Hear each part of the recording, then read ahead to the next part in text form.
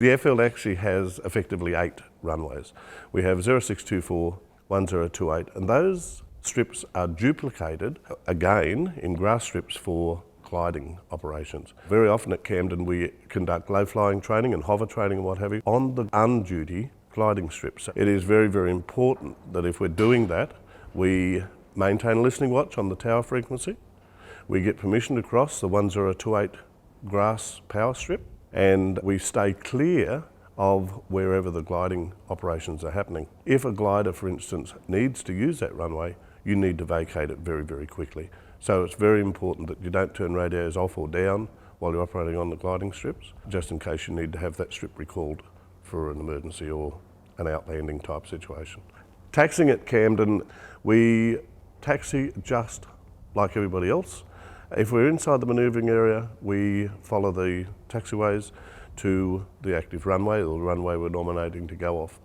If we are going off runway 06 or 24, instead of going down to the threshold end, we normally go to the centre of the field and we line up accordingly in the centre. We need to be mindful of the fact that we don't blow another aircraft over or damage an aircraft, or we don't get behind an aircraft actually in the process of doing a run-up. So we need to do that very carefully. If we've actually arrived at the helipad, before we cross the runway on the tower frequency, we need a clearance to cross the active runway, 06 or 24. The departure procedures are identical that required for aeroplanes. We would line up on the runway and take off.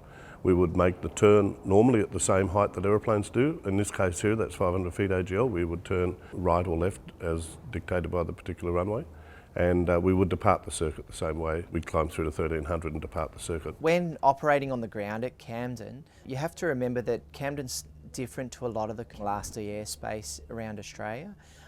So it's important to get your taxi clearance early because the run-up bays are within the active manoeuvring area. And remember, for circuits, you do need to start clearance before starting the engine. So in preparation for your arrival at Camden, what we'd request is that you brief yourself on all the procedures that are listed in ERSA.